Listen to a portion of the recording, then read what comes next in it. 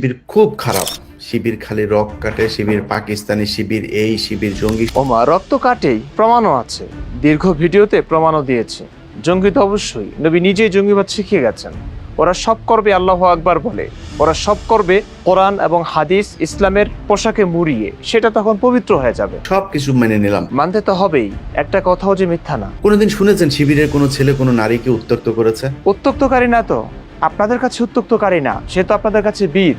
ফুলের মালা দিয়ে তখন বরণ করে নেবেন সেই উত্তক্তকারীকে। কোনোদিন শুনেছেন যে শিবিরের কোনো ছেলে কোনো নারীকে ধর্ষণ করেছে? ধর্ষণের সুযোগ তো আসেনি ভাই, দৌড়ের উপর ছিলেন, ক্ষমতা আসবার পরেই না দেখাবেন আসল চেহারা। তাছাড়া ইসলামে 4 বিয়ে, শত শত দাসী রাখার বৈধতা আছে, মেয়েদের ধর্ষণের কি প্রয়োজন? দাসী সেক্সই তো একটি ধর্ষণ। কোনোদিন টেন্ডারবাজি করেছে? এর সুযোগ তো এখনো আসেনি ভাই। ক্ষমতায় আসার আগে ইসলাম সদয় ও নরম ব্যবহারের শিক্ষা দেয়। নবী এমনটাই করেছেন। 13 বছরে যুদ্ধ বিগ্রহ করেননি, মদিনায় গিয়ে খুন খারাপি করেছেন। একটু শক্তি অর্জিত হলে ক্ষমতায় আসলেই আসল রূপ দেখাবেন, টেন্ডারবাজির সময় তখন শুরু হবে।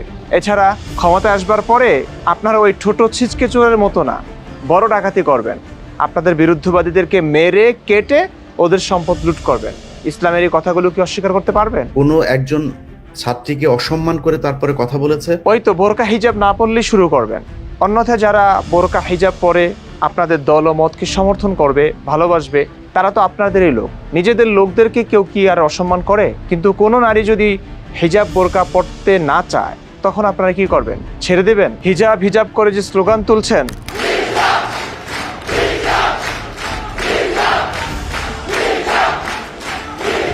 নারীদের উপর চাপিয়ে দিচ্ছেন না? অবশ্যই চাপিয়ে দিবেন। তো এটা সম্মান হলো? পোশাকের স্বাধীনতা হলো? এটা একজন নারীকে সম্মান দেওয়া হলো?